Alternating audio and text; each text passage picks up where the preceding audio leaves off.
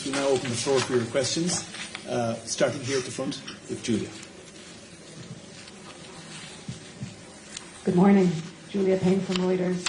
I was wondering if you had any thoughts about the U.S. 28-point plan for peace in Ukraine. Is it acceptable to you? And is Zelensky or the U.S. or Russia bringing you into the discussions? Well, thank you for your question. The European Union has not been communicated any plans in official matter. That it makes no sense for me, for us, to comment at this point. I just can to say and repeat that the European Union remains fully committed to ensure an unwavering support to Ukraine based on the principles of the United Nations Charter. So indeed, from day one on, we have stood by Ukraine, side by side with Ukraine, and together we are defending the principles of the UN Charter. And we have been working intensely with President Zelensky and the coalition of the willing for a just and a lasting peace. And this is an ongoing process. As you said, yesterday a 28-point plan was made public. We will discuss the situation both with European leaders and with leaders here in the sidelines of the G20. I will also reach out to President Zelensky to discuss the matter. Important is a key principle we have always upheld, and that is nothing about Ukraine without Ukraine. Next question. Christine. Thanks very much. Christine Munder from DW, Deutsche Welle News. Just coming to the topic of climate change, could you give us a sense of what are you going to be insisting on in terms of whatever the final text would be, the summit declaration or chair statement or whatever the case may be? Because it's looking like the European Union itself is losing momentum in terms of the targets you've been setting. What are you going to be insisting on? And also the aspect of where the money is flowing. So there's a big emphasis on your part on the energy transition, but your partners, particularly here in Africa, really want adaptation financing as well. So is there a bit of a mismatch as to what you're insisting on, where you want to put the money, but where your partners need the money, mitigation here on the African continent. So just what is on the table? What are you asking countries in Africa to commit to in the absence of momentum on your side as well and funding in the right places? Thank you. So I want to be very clear for the European Union. We are staying the course. We have our climate targets cast in law for 2030, now for 2040, and climate neutrality for 2050. We're staying the course. We're very clear that we want to reach these targets. We are well on track for the 2030 target. On the way forward, we have to be adaptable and flexible because this is a huge transition that is happening. No one has done it before. So we really have to are on uncharted waters, but we stay the course towards the common goals. That's important for me to emphasize that. Then the expectations here for the G20. I also want to be clear. We're not fighting fossil fuels. We're fighting the emissions from fossil fuels. That is important. So the big topic is, of course, always in fighting climate change is energy.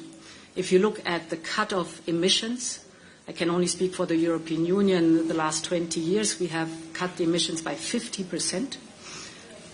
This cut has mostly taken place via reducing emissions in energy. So this is vital, and here we're talking about clean energy. It's either renewables or nuclear energy. And you're right, climate change is mostly affecting, of course, emerging economies.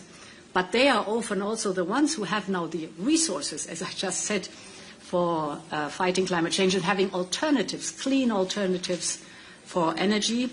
The figure I just was mentioning was the 2 trillion that are invested last year in energy, clean energy, renewables and low-carbon energies. Only 2% went to Africa. And here we have to change the balance. Much more investment has to go to Africa. On your final point, climate finance, the European Union is the largest founder of climate finance. Last year, we contributed 29 billion euros. That is the biggest sum. And we are completely committed also to the new goals we have set for adaptation and for climate finance. Next question, Ansgar.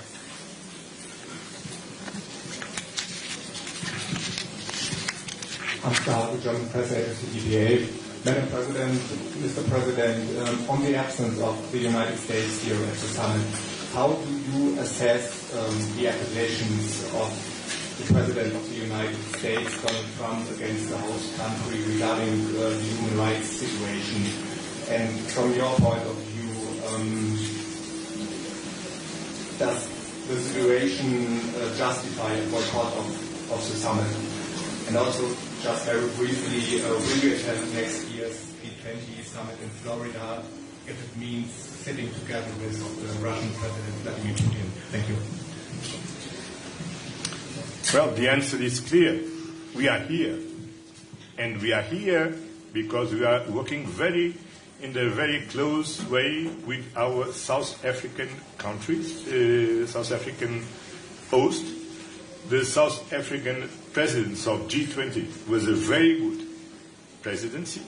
They raised central issues to tackle our global challenges. And we are here all together to work together. As you know, the European Union is very clear. We believe in the multilateral system. We uphold the international rules-based order on peace and war, on trade, on the economic security, on the climate change. We remain engaged with the Paris Agreement. And as you know, the world today is not only multipolar, it's also plural. The North is plural, the South is plural, and it's the reason because we need to engage with each other. And we are here to work with our South African partners, with our G20 partners, and this is what we are doing here, is what we are doing in the G7, is what we are doing in WTO, is what we are doing in the United Nations, and what we will continue to do because we believe in the multilateralism and the rules-based order. My question. What about the accusations, real accusations against the whole country made by US President Donald Trump?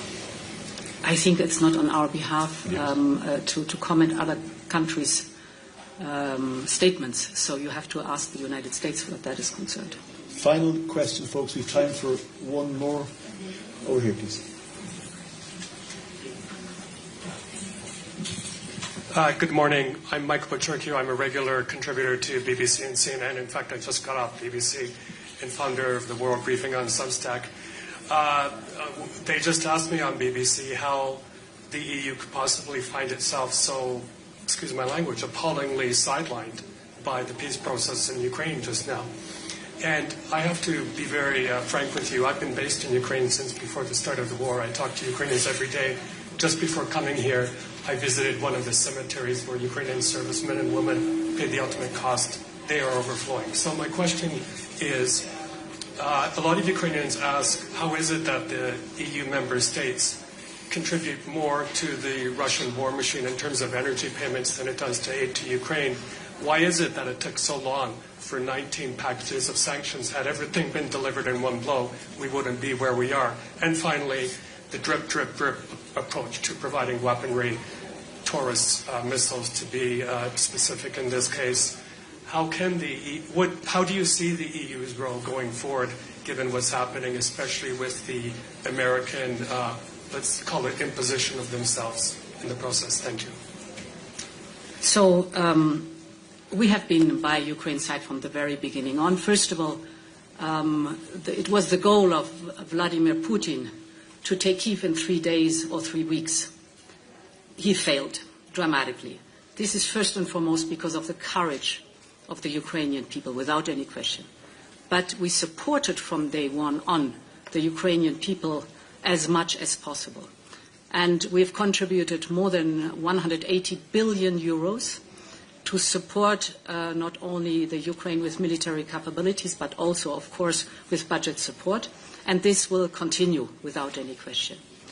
We have indeed unleashed 19 sanctions packages, and these are biting sanctions.